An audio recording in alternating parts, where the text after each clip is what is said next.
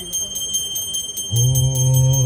स्थापकाय च धर्मस्य सर्वधर्मस्वरूपिणे अवतार वरिष्ठाय रामकृष्णाय ते नमः। जननीं शारदां देवीं रामकृष्णं जगद्गुरुं पादपद्मे तयो श्रुत्वा प्रणमामि मुहुर्मुहुः।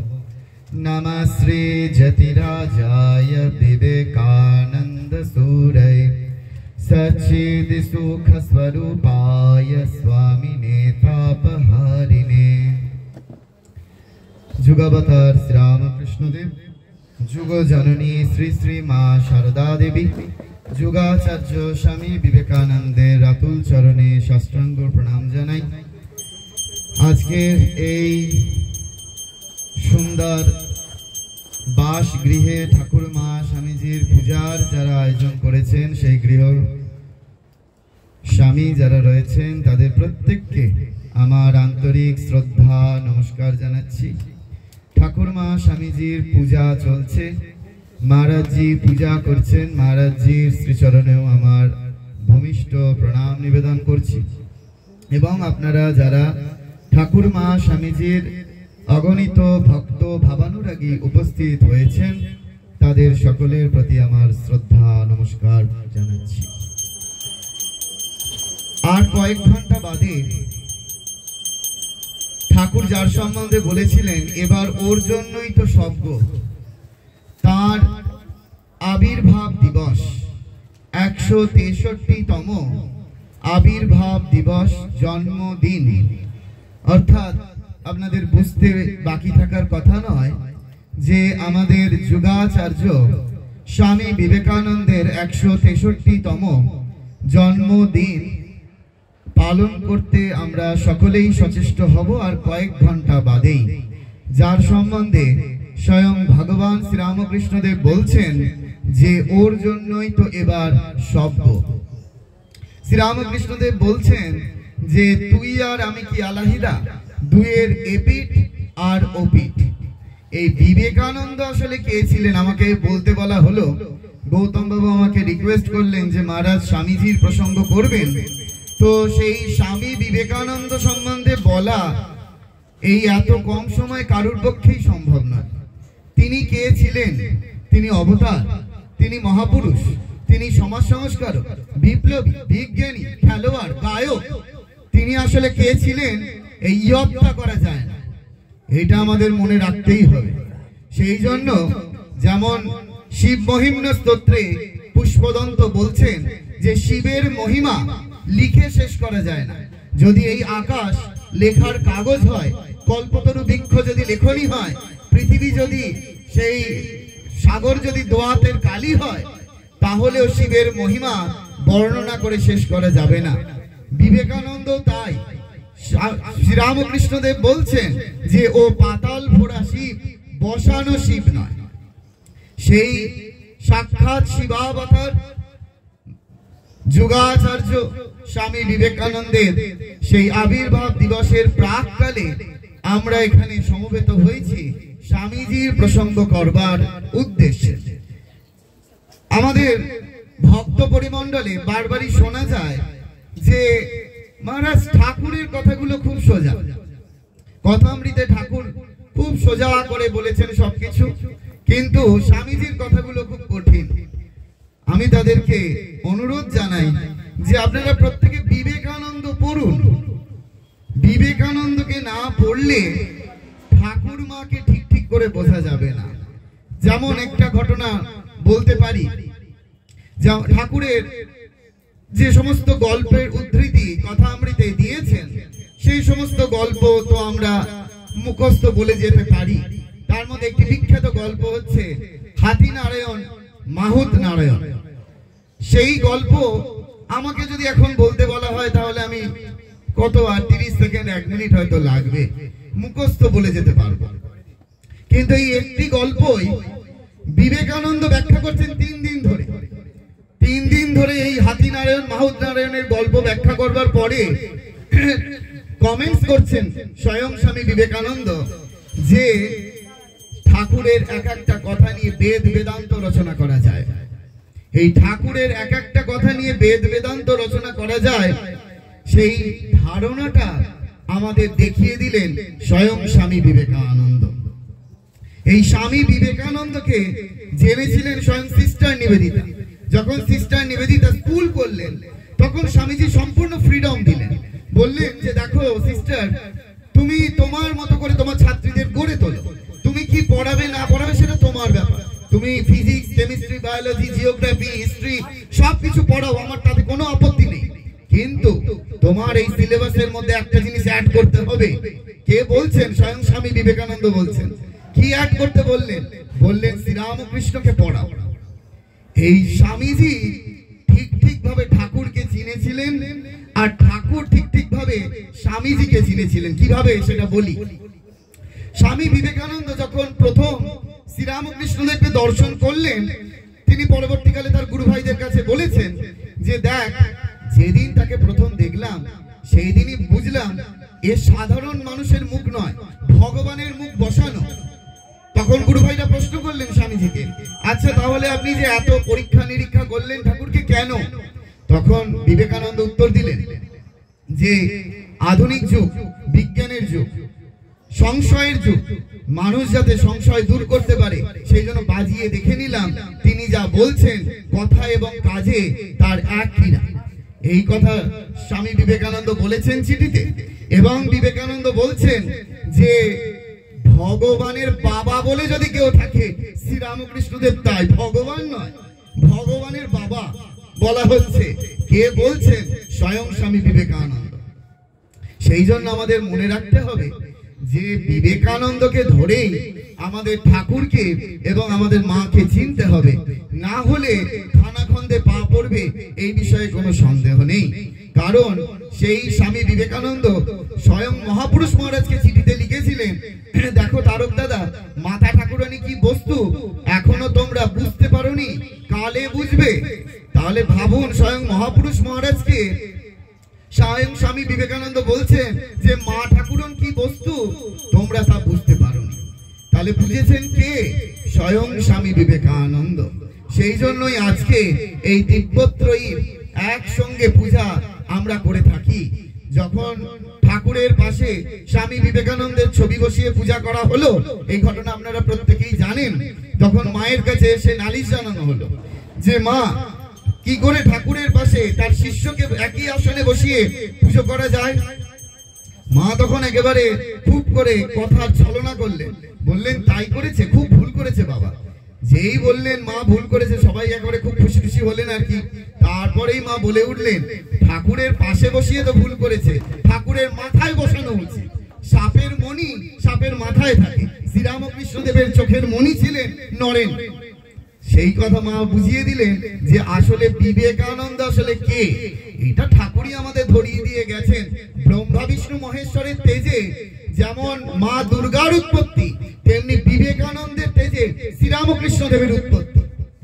এই কথা তো ঠাকুর নিজে মুখেই বলছেন যে একদিন মন হু হু করে ঊর্ধ্বলোকে অখণ্ডের রাজ্যে চলে গেল। সেখানে গিয়ে দেখা যাচ্ছে 7 জন ঋষি সমাধিস্থ, ধ্যানে নিমগ্ন। সেই 7 জন ঋষির অগ্নিকান্তি থেকে ঘনীভূত তেজ একটি ছোট্ট শিশু রূপ ধারণ করলো। সেই ছোট্ট শিশু জগতের কল্যাণে আবির্ভূত হবে। আসবার সময় সব থেকে বয়োজ্যেষ্ঠ ঋষির গলা জড়ে ধরে বলে এলো, আমি যাচ্ছি, তোমাকেও আসতে হবে। ঋষি মৌন সম্মতি জ্ঞাপন করলো। যেই দিন নরেনকে প্রথম দেখলাম সেই দিনই বুঝলাম ওই নর ঋষি এসে গেছে। এ তো ঠাকুরের নিজের মুখের কথা যে এই ব্রহ্মা বিষ্ণু মহেশ্বরের তেজে যেমন মা দুর্গার উৎপত্তি, তেমনি বিবেকানন্দের তেজে স্বয়ং শ্রীরামকৃষ্ণ দেবের উৎপত্তি। এটা ভুললে চলবে না। সেই জন্য আমাদের মনে রাখতেই হবে যে বিবেকানন্দ আসলে কি চাইলেন, বিবেকানন্দ এসে কি করলেন।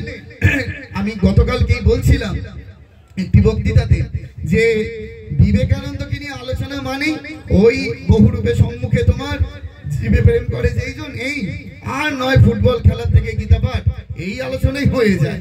কিন্তু বিবেকানন্দ আসলে যেটা চাইলেন সেটাই আমি বলবো, যে যে বিবেকানন্দ বলছেন আমি বনের বেদান্তকে সকলের ডাইনিং রুমে প্রবেশ করিয়ে দেবো, সকলের বেডরুমে প্রবেশ করিয়ে দেবো। বিবেকানন্দের ভাষায় বলি যে আমি বনের বেদান্তকে প্রত্যেকে ঘরের বেদান্তে পরিণত করব। এই তো বিবেকানন্দের ইচ্ছা। কারণ যে বেদান্ত গিরি গুহা কন্দরে কেবলমাত্র সাধুদের একমাত্র প্রপার্টি হয়েছিল, সেই বেদান্তকে আজকে আমরা চায়ের টেবিলে আলোচনা করতে পারি, সেই বেদান্তকে আমরা ডাইনিং টেবিলে বসে আলোচনা করতে পারি, সেই বেদান্তকে আমরা বেডরুমে আলোচনা করতে পারি, এবং হয়েওছে তাই। বিবেকানন্দের ইচ্ছা সম্পূর্ণরূপে একেবারে সত্য তো হবেই। কে বলছেন? বিবেকানন্দ বলছেন বলে তো কোনো কথা সত্য নয়, সত্য বলে বিবেকানন্দ বলেছেন। এই দর্শনটা আমাদের মনে রাখতে হবে। এর মধ্যে দুটি দর্শনের ভাব আছে, সেইটি আমাদের বিবেকানন্দই মীমাংসা করে দিয়ে গেছেন। যখন তার শিষ্য শরৎচন্দ্র চক্রবর্তী বলছেন যে স্বামীজি আপনি আমাদের দেশে মানুষের জন্য কিছু বলেন না কেন? ওই তো কলম্বো টু আলমোড়া, ওই কটা লেকচার, তার বাইরে স্বামীজি আমাদের ভারতবর্ষের মানুষের জন্য কিচ্ছু বলেননি। তখন প্রশ্ন করা হলো, শিষ্য শরৎচন্দ্র চক্রবর্তী প্রশ্ন করলেন যে আপনি আমাদের দেশের মানুষগুলোর জন্য কিছু বলেন না কেন? তখন স্বামী বিবেকানন্দ বলে উঠলেন, তোদের জন্য কি বলবো, তোদের দেহে বল নেই, মনে সজীবতা নেই, আগে তোরা ভোগ করতে শেখ, তারপরে আধ্যাত্মিকতা বুঝবি। এই তো বিবেকানন্দের কথা। আপনারা ভারতে বিবেকানন্দ পড়ে দেখুন, সেইখানে বিবেকানন্দ বলছেন আগে ভোগ করতে শেখ। কত বড় কথা! আজকের দিনে আমরা ভোগ করতে শিখেছি, এখন আমাদের বিবেকানন্দকে প্রয়োজন। এই বিবেকানন্দকে যদি আমরা না ধরি, বিবেকানন্দকে যদি আমরা না জানি, তাহলে আমাদের দৃষ্টি উন্মোচিত হবে না। আমি এবং আমার পাশের জন স্বরূপত এক, এইটা স্বামী বিবেকানন্দ ধরাতে এসেছেন। মা ঠাকুরনও তাই বললেন, আমার মধ্যে যিনি তোমার মধ্যেও তিনি, দুলে বাগদি সকলের মধ্যে তিনি। বিবেকানন্দের ভাষায় বলি, বিবেকানন্দের কোট করা ভাষা, সন্ন্যাসীর গীতি কবিতায় বিবেকানন্দ লিখছেন, আমি বা আমার কোথায় তখন, ঈশ্বর মানো তুমি পরিজন, সকলেতে আমি, আমাদের সকল, আনন্দ আনন্দ আনন্দ কেবল। এই তো বিবেকানন্দ বললেন যে যদি আনন্দ লাভ করতে হয়, আমরা সকলেই সেই দুঃখের সাগরে নিমগ্ন। যে যত বেশি শিক্ষিত, যে যত বেশি প্রভাবশালী, সে তার জীবনের দুঃখ তত বেশি। এই তো আমরা দেখছি এত জায়গায়, এত রাজ্যে ঠাকুর যেহেতু আমাকে নিয়ে যান, সেই জন্য আমার বহু মানুষের সঙ্গে সাক্ষাৎ এবং তাদের জীবন চর্চা দেখে বুঝতে পারি যে যত বেশি উচ্চ প্রভাবশালী ব্যক্তি, তাদের জীবনে তত বেশি দুঃখ। সেই জন্য মনে রাখতে হবে, যদি বিবেকানন্দকে ধরে আমরা যদি পথ চলতে না শিখি, তাহলে আমাদের ঠিক ঠিক জীবন যাপনটি হবে না। আমরা বুঝতেই পারবো না যে বিবেকানন্দ তিনি তার ভক্তি রহস্য গ্রন্থে বলছেন, সেই আমরা ধর্ম জীবন যাপন করি কিরকম না, ঘরে যেমন একটা জাপানি ফুলদানি সাজিয়ে রাখি, ঠিক সেইরূপ আমরা ধর্মটাকে সাজিয়ে রাখি। কিরকম? আমি উদাহরণ দিতে পারি, এরকম বহু পরিবার দেখেছি যারা আপনারা ওই রামকৃষ্ণ মিশনে যাব একটা স্ট্যাটাস হয়ে দাঁড়িয়েছে যে রামকৃষ্ণ মিশনে যাব, ভক্ত সম্মেলন অ্যাটেন্ড করব, কিন্তু তাদেরকে ফিরে যদি জিজ্ঞেস করা হয় যে আচ্ছা ফিরে এসে তার রিটার্নটা কি, ঘরে ঠাকুরমা স্বামীজির ছবি এখন জাজল্যমান, কিন্তু তার আচরণের মধ্যে এতটুকু প্রকাশ ঘটছে না। দুঃখের বিষয় এটি। ঘরে আমরা সাজিয়ে রাখছি ঠাকুরমা স্বামীজিকে, কিন্তু সেই রাত্রিবেলা বাচ্চার ইচ্ছা হলো যে আমি এখন ফাস্টফুড খাবো, আপনারা সুন্দর করে অর্ডার দিয়ে দিলেন। যে ডেলিভারি বয়টা, সেই কিছুদিন আগের রিপোর্ট, 10 জন ডেলিভারি বয়, আমি তো এবারে এই ডেলিভারি বয়দের নিয়ে কাজ করছি, যারা ওই ডোমিনোজে উচ্চ শিক্ষিত লাভ করেও চাকরি না পেয়ে কেবলমাত্র ফুড সাপ্লাই করছে। এই খবরগুলো আপনারা জানেন কিনা জানি না। সেই ডেলিভারি বয় 10 জন মারা গেল গাড়ি চাপা পড়ে। সেই তাদেরকে নিয়ে আমার কাজ, এবং সেই তারা যখন সেই খাবারটা পৌঁছে দিচ্ছে, যেই মুহূর্তে দরজা খুলে তারা নিচ্ছে, বাচ্চা ছেলে বায়না করেছে কেন এত দেরি হলো সেই খাবারটা ডেলিভারি দিতে। তাকে 10টা কথা শোনাচ্ছি, কিন্তু দরজাটা খুলেই সে দেখছে দেওয়ালে সুন্দর করে ঠাকুরমা স্বামীজির ছবি সাজানো আছে। কি হচ্ছে? এইগুলো দুঃখের বিষয়, জেনে রাখুন। পরম পূজ্যপাদ স্বামী পূর্ণাত্মানন্দজি মহারাজ আগের বছর এই আমাদের ভারতবর্ষে এসে দমদমে বিরাটিতে একটি বক্তৃতাতে বলছেন যে যত রামকৃষ্ণ মিশনের দীক্ষার্থীর সংখ্যা বাড়ছে তার প্রতিফলন সমাজের দিকে কিচ্ছু পড়ছে না। দুর্ভাগ্যের বিষয়, মহারাজ নিজে দুঃখ করে কথা বলে গেলেন যে যত রামকৃষ্ণ মিশনে দীক্ষার্থীর সংখ্যা বাড়ছে তার প্রভাব কোথায়। আমি এই 3 দিন আগে, আমাদের কালকে সব ছাত্রছাত্রীদের বই দেওয়া হবে, আমি 3 দিন আগে কলেজ স্ট্রিটে গেছিলাম বই কিনতে। ওখানে গিয়ে ছেলেদের বলছিলাম যে দেখ, এই কলেজ স্ট্রিটের প্রত্যেকটা দোকানে, এই মার্কেটে একদিনে কোটি কোটি টাকার বিজনেস চলছে।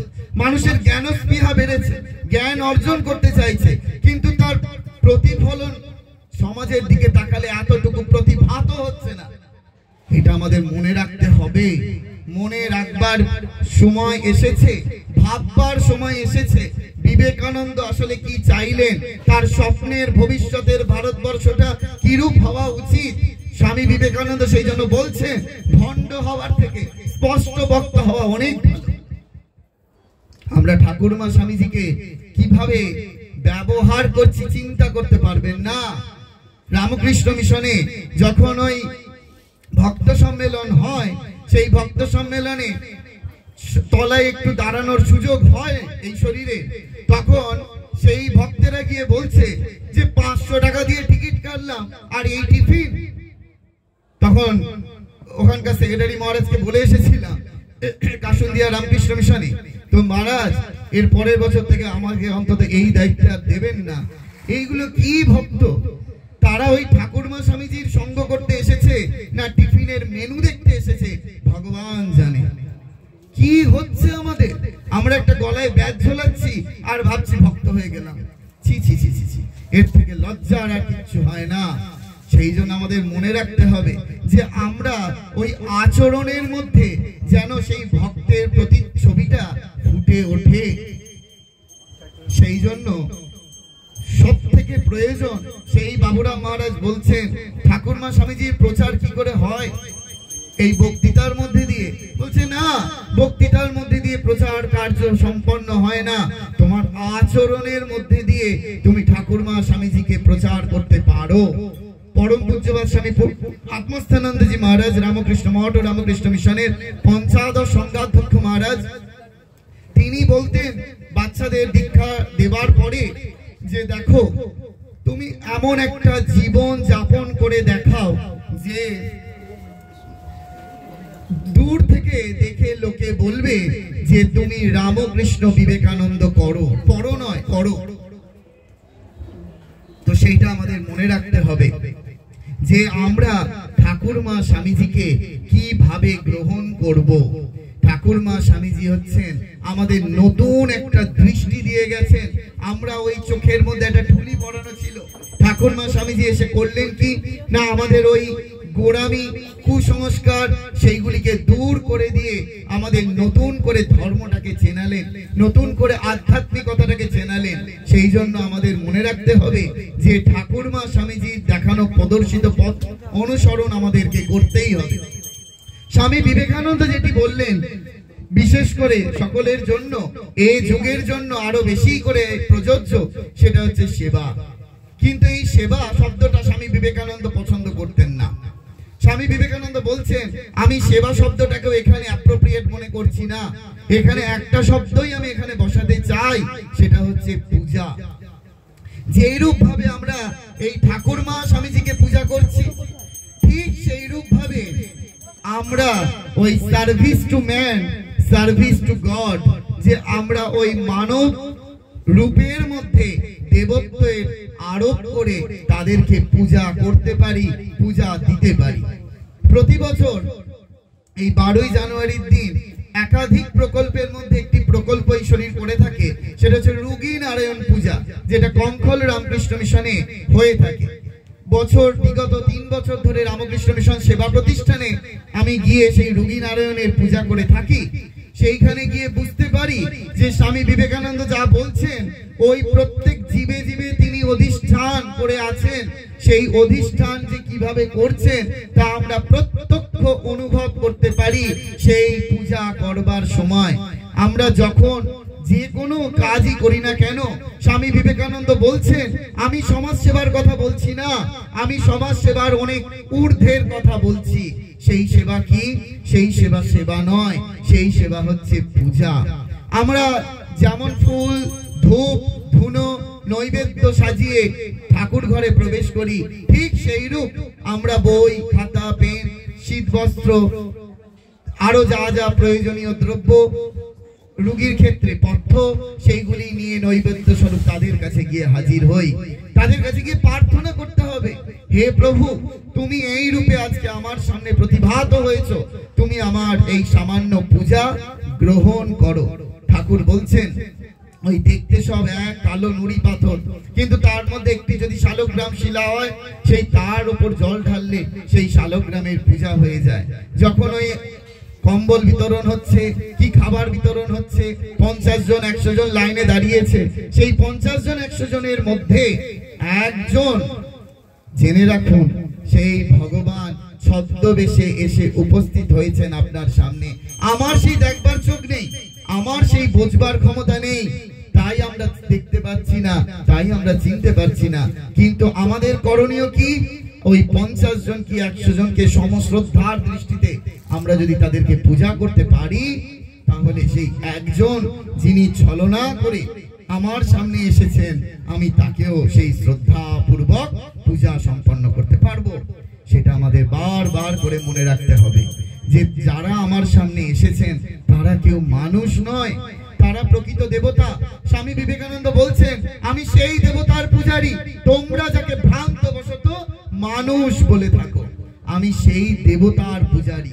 তোমরা যাকে ভ্রান্ত বশত মানুষ বলে থাকো, তোমরা মানুষ বলতে পারো, কিন্তু আমি তাকে স্বয়ং দেবতা জ্ঞানে, স্বয়ং ঈশ্বর জ্ঞানে, স্বয়ং শ্রীরামকৃষ্ণ জ্ঞানে, স্বয়ং শ্রী শ্রী মা জ্ঞানে আমরা তাকে পূজা করছি। যদি এই ভাবটি অটুট থাকে, তাহলে দেখবেন যে ঠাকুর মা স্বামীজি আলটিমেট খুশি হচ্ছেন। তার প্রকৃষ্ট প্রমাণ আপনারা জানেন, যখন ঠাকুর মথুর বাবুর সঙ্গে বেনারস যাচ্ছেন, সেই যাবার পথে মথুর বাবুর সেই জমিদারির এলাকায় উপস্থিত হতেই ঠাকুর বলছেন, ছি মথুর, তুমি কাদের কাছ থেকে সব খাজনা আদায় করছো? যাদের পেটে খাবার নেই, যাদের মাথায় তেল নেই, একটা টাকা নেই, পরনের কাপড় নেই, তাদের কাছে তোমার খাজনা আদায় করতে লজ্জা করে না? বলে তিনি তাদের মাঝখানে বসে পড়লেন। বসে পড়ে বলছেন, মথুর, তুমি যাও, আমার তীর্থে গিয়ে কাজ নেই। তখন মথুর বাবু বললেন, বাবাকে নিয়ে বেরোনোই এক বিপদ। তখন বললেন, কি করতে হবে? সঙ্গে সঙ্গে মথুর বাবুকে বলছেন, দেখো মথুর, তুমি আগে এদের এক পেট করে খাবার দাও, মাথায় তেল দাও, একটা করে টাকা দাও, পরনের কাপড় দাও, তারপরে আমি তীর্থে যাব। তাহলে আসল তীর্থ কোনটা, এটা আমাদের মনে রাখতেই হবে। বিবেকানন্দের প্রদর্শিত পথ কিরকম হয় শোনাই।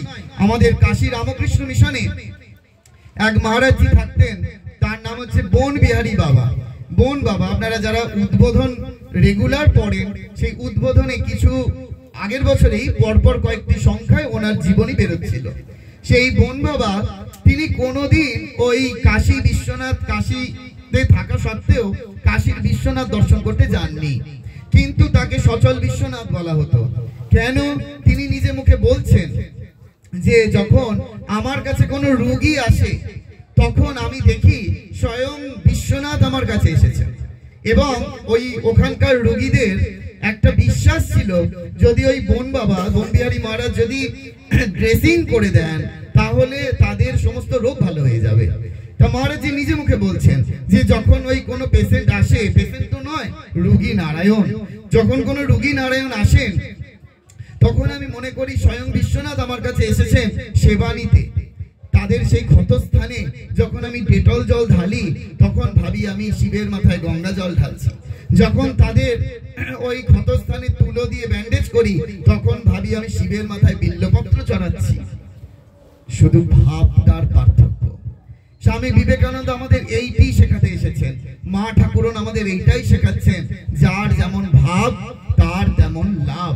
যদি আমরা সেই ভাবে ভাবিত হয়ে যে তারা স্বয়ং আমার কাছে ঈশ্বর, তিনি আমার পূজা নেবার জন্য এই রূপে এসেছেন। আমি তাদেরকে পূজা করতে পারি, পূজা করতে সক্ষম। ধরুন আজকে এই পরিবারে সুন্দর করে ঠাকুরমা স্বামীজির পূজা হচ্ছে, দেখবেন আমি এসে জিজ্ঞেস করছিলাম মাকে যে আচ্ছা কত বছর ধরে হচ্ছে, তখন মা বললেন 17-18 বছরের বেশি, এক নাগারে প্রতি বছর হচ্ছে।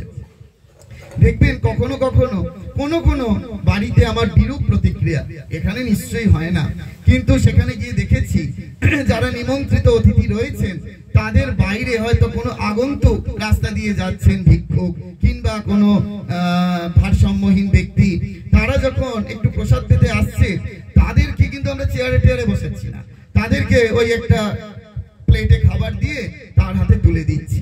জেনে রাখবেন ঠাকুরমা স্বামীজি ওইটাই ছদ্মবেশে এসেছে।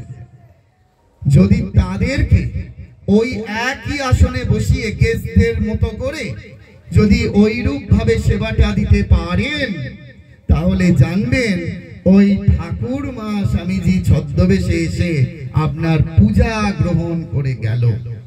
আমি আপনি তাকে চিনতে পারলাম না, খুব সিনসিয়ার।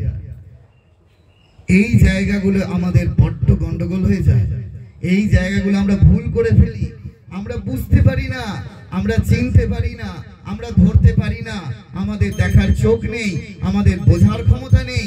তাই জন্য ঠাকুরমা স্বামীজি এলেও আমরা তাদেরকে ঠিক চিনে উঠতে পারি না। সাবধান। সেই জন্য খুব করে ওই মানুষ যারা অভাব পীড়িত অবস্থায় রাস্তায় পড়ে রয়েছে, তারা ঠাকুরমা স্বামীজি কোনো না কোনো রূপে এসে সেবা নিচ্ছেন। 31 তারিখ রাত 1:15 আমরা বেরোলাম রাস্তায়, যে সমস্ত মানুষজন শুয়ে থাকে, আমরা নিউ ইয়ার পালন করলাম, কল্পতরু দিবস পালন করলাম রাত 12টায়। তারপরে আমরা রাস্তায় বেরোলাম, সারা রাত ধরে ওই পথে যারা শুয়ে থাকে তাদেরকে আমাদের কম্বল বিতরণের জন্য, কম্বল ছিল, শাল ছিল, যার যেটা প্রয়োজন, তো ওই সবাইকে দেওয়া হচ্ছে। দেওয়া হতে হতে শেষ একেবারে ওই বালি স্টেশন, সেই বালি স্টেশনের নিচে রাস্তার মধ্যে একজন বৃদ্ধা মা শুয়ে রয়েছে। যখন কম্বলটা তার গায়ে দেওয়া হচ্ছে, সেই কম্বলটা বুঝতে তো পারছেন না ভেতর থেকে, যখন এই শরীর কম্বলটা তার গায়ে দিচ্ছেন, তখন তিনি ভেতর থেকে বলছেন আরেকটু ভালো করে চাপা দিয়ে দে, আরেকটু ভালো করে চাপা দিয়ে দে। এত ঠান্ডা পড়েছিল, আমি তো নিজেও ভাবতে পারতাম না যদি ওই দিন রাত্রিরে না বেরোতাম, ওই রাতে মানুষগুলো কি করে বাইরে থাকে জানেন। আর সবাই পরিস্থিতির শিকার মাত্র, তাদের ওই বাড়ি থেকে উচ্ছেদ করা হয়েছে কি বাড়ি থেকে থাকতে দেওয়া হয়নি, তারা ওই স্টেশনে ওইভাবে রাত কাটায়। তো যখন সেই মাকে সব দেওয়ার পরে, ওই মাকে যখন দেওয়া হচ্ছে বলছেন, তো আমি তখন ওই আস্তে করে একটুখানি ওনার অনুমতি নিয়ে মুখ থেকে চাদরটা সরালাম, সরিয়ে আমাদের যে খাদ্যদ্রব্য ছিল তার সঙ্গে সঙ্গে কিছু খাবার ছিল, যাতে পরের দিন সকালবেলা একটু খেতে পারে, নতুন বছরের সকালটা ভালো করে খেতে পারে। তো খাবারটা তার দেয়া হলো, কন্টেনার রাখা হলো তার পাশে। তখন সেই মা বলছেন যে বাবা, এই খাবারটা আমি সকাল হলেই অন্যকে দিয়ে দেবো। আমি বললাম খুব ভালো, তাহলে তুমি কি খাবে বলো? তখন বলে একটু চা এনে দিতে পারো। ওই অত রাতে চা কোথায় পাবো, একটা দোকানেও চা পেলাম না। কিছু অর্থ তাকে দেওয়া হলো, সেই অর্থটা নিতে একেবারেই অরাজি, একেবারেই অরাজি, যে অর্থ কেন নেবো, আমি তো চা চেয়েছি, চাটা পেলেই হলো। তারপরে ঠিক আছে, তাকে বুঝিয়ে বলা হলো যে ঠাকুরমা স্বামীজি যেন তাকে ওইটা দিয়েছেন। তারপরে তাকে যখন আবার সুন্দর করে তার শোয়ার ব্যবস্থা করে দেওয়া হলো, তিনি ওই অবস্থায় বলছেন যে তোরা থাক, তোরা থাকলে সকালবেলা তোদেরকেও বিস্কুট খাওয়াবো। কোন সাধারণ মা এই কথা ওই জায়গায় শুয়ে থেকে বলতে পারে না, জেনে রাখুন। তিনি ওই কোনো না কোনো ছদ্মবেশে আমাদের পূজা গ্রহণ করে আমাদের প্রসাদ স্বরূপ সেইটি দেবার জন্য বলে উঠলেন। এবং ওইখানে দাঁড়িয়ে সবাইকে বললাম, যে সমস্ত দাদারা বা ভাইরা আমার সাথে ছিল, যে দেখো আমাদের পূজাটা কতখানি সার্থক হলো, যে ওই মাতৃত্বের হৃদয় কতখানি উন্মোচিত হয়, সেটা এই কাজ করতে না নামলে বোঝা যায় না। ওই অবস্থায় পড়ে থাকা ব্যক্তি তিনি বলছেন সকালবেলা থাকলে তোদেরকেও বিস্কুট খাওয়াবো।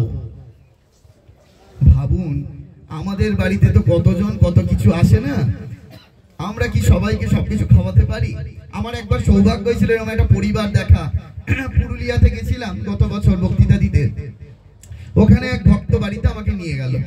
ওখানে ওই আগের বছর স্বামী সুপর্ণানন্দজি মহারাজ, সত্য মহারাজ, তো উনি প্রায়শই বলেন যেখানে বক্তৃতা দেন যে আপনারা আপনাদের বাড়ির বেডরুমের থেকে ঠাকুর ঘরটা একটু বড় করবেন। তো এটা মহারাজের খুব বক্তব্যের মধ্যে থাকে, অনুরোধ থাকে। তা উনি আমায় নিয়ে গেল, নিয়ে গিয়ে বললো মহারাজ আমাদের ঠাকুর ঘরটা দেখবেন চলো। তা গিয়ে দেখলাম সত্যি সত্যি ওনাদের বেডরুম থেকে ঠাকুর ঘরটা দ্বিগুণ আর কি, বেশ বড়। আমি তখন একটু উৎসাহ ভরে তাকে জিজ্ঞেস করলাম যে মা, ঠাকুর ঘরটা তো বড় হয়েছে, কিন্তু তার আচরণের প্রকাশ। তখন বললেন আমি জানতাম মহারাজ আপনি এই প্রশ্নটা করবেন, উত্তর দেওয়ার জন্য আমি প্রস্তুত। আমি বললাম কিরকম? তখন বলছেন যে দেখুন ঠাকুর ঘরের সঙ্গেই ঠাকুরের ভোগ রান্না করবার সব ব্যবস্থা আদি রয়েছে।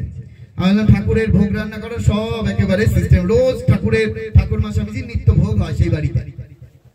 বললেন এই যে ভোগ হয়, ভোগ রান্না হয়, সকালবেলা নিউজ পেপার যে দিতে আসে সেই ব্যক্তি থেকে শুরু করে যে দুধ দিতে আসে, যে কাজের পরিচারিকা বা যারা আগন্তুক আসে, তারা প্রত্যেকে আমার বাড়ি সকালবেলা টিফিন অথবা দুপুরে আসলে লাঞ্চ অথবা রাত্রিরে আসলে ডিনার প্রসাদ পেয়ে যায়।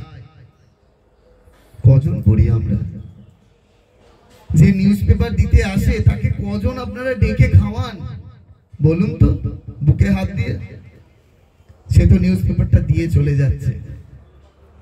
ঠাকুরমা স্বামীজির ভক্ত হওয়া হচ্ছে এই রূপ, এই প্র্যাকটিক্যাল বেদান্ত।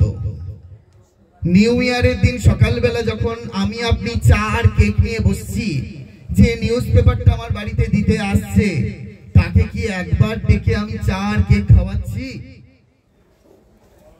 ভেবে দেখুন, যদি ভাববার অবকাশটি থাকে তাহলে বুঝতে পারবেন যে ঠাকুরমা স্বামীজির ভক্ত হতে আপনি সক্ষম হয়েছেন। ঠাকুরমা স্বামীজির এলাকায় প্রবেশ করতে পেরেছেন। বিবেকানন্দের ভাষায় বলি, বিবেকানন্দ তো আরো রুক্ষ কণ্ঠে বলেছেন এইসব কথা। বিবেকানন্দ বলছেন যে নিজের নরকে গিয়েও যে পরের মুক্তি পেতে চায় সেই শ্রীরামকৃষ্ণের ছেলে, সেই আমার ভাই, তা যে পারবে না সে এই বেলা তফাৎ হয়ে যাক। ভাবতে পারেন স্বামীজি এই কথা বলেছেন, আমি না। বলছেন যে নরকে গিয়েও পরের মুক্তি পেতে চায় সেই শ্রীরামকৃষ্ণের ছেলে আমার ভাই, আর তা যা পারবে না তাহলে এই বেলা তফাৎ হোক। এই হচ্ছে শ্রীরামকৃষ্ণ রাজ্যে প্রবেশ করার একমাত্র পথ, যে আমাকে সবটা উজাড় করে দিতে হবে। যদি আমি উজাড় করে দিতে পারি তাহলে আমরা ঠিক ভাবে ঠাকুরমা স্বামীজির সেই শ্রীরামকৃষ্ণ লোকে চলে যাব। এখন একটা ট্র্যাডিশন হয়েছে সেবা। আমি এই প্রসঙ্গে সব জায়গাতেই বলি, এখানেও বলে এটা দিয়ে শেষ করব। আমরা তো সেবা করতে তৎপর। পরম পূজ্যপাদ স্বামী ঈশাত্মানন্দজি মহারাজ তিনি এটা খুব করে বলেন যে দেখো, সেবা মানে এরূপ নয় যে ওই গাড়িতে যেতে যেতে গাড়ির কাজটা নামালাম, নামিয়ে আমার কাছে কিছু খাবার আছে আমি তাকে খাবারটা দিয়ে দিলাম, এরূপ না। এতে বরং তার হয়তো পেট ভরতে পারে, এর বেশি কিচ্ছু হবে না। আপনার আধ্যাত্মিক উন্নতি, আধ্যাত্মিক কল্যাণ কোনো সাধিত হবে না, এতে অহংকার বাড়বে। স্বামী বিবেকানন্দ বলছেন কাউকে কিছু দিতে গেলে কি করতে হয়? নীল ডাউন হতে হয়। যেমন আমরা নত জানু হয়ে ভগবানের কাছে পুষ্পাঞ্জলি দিই, ঠিক সেই রূপ ভাবে তাদের কাছে প্রার্থনা করতে হয়, তুমি আজকে আমার কাছে জীবন্ত দেবতা হয়ে এসেছো, তুমি এই পূজাটা গ্রহণ করো। এইটা আমাদের মনে রাখতে হবে। ঠিক সেই রূপ আমাদের সেবা মানে এরকম নয়, সেবার প্রত্যাবৃত ফল রয়েছে। ধরুন আপনার কাছে একজন ব্যক্তি এলো, সেই ব্যক্তি এসে বলছে যে মা অনেক দিন কিছু খাইনি, তো আপনার কাছে বেশ ভালো মতো মানি পার্সে টাকা আছে, সেই টাকা 100-র জায়গা আপনি 200 টাকা দিয়ে দিলেন। কিন্তু আপনি দেখলেনও না যে ওই 200 টাকাটা সে পেয়ে কি করলো না, সে হয়তো নেশার দ্রব্য কিনলো, সেই নেশাগ্রস্ত অবস্থায় বাড়ি গেল, বাড়ি গিয়ে তার যে পরিবার রয়েছে তারাও হয়তো খেতে পায়নি, তাদের অশান্তির কারণ হয়ে দাঁড়ালো। সেই অশান্তির কারণের মূল উৎসটা হলেন আপনি। সেই জন্য প্রত্যাব্যয়িত ফল আপনাকে ভোগ করতেই হবে।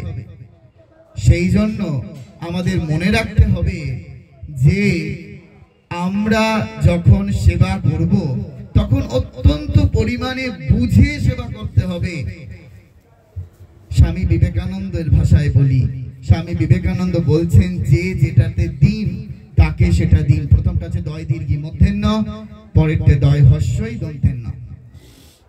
এই কথাগুলো আমাদের প্রত্যেকের জানা প্রয়োজন, বোঝা প্রয়োজন, সর্বোপরি ভাববার প্রয়োজন।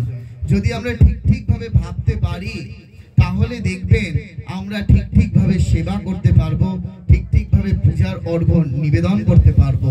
না হলে ওই আত্মপ্রত্যয় হবে মাত্র, কিন্তু সেটা ঠাকুরমা স্বামীজির কাজ হবে না। ঠাকুরমা স্বামীজির কাজ অনেক উচ্চ ভাবের।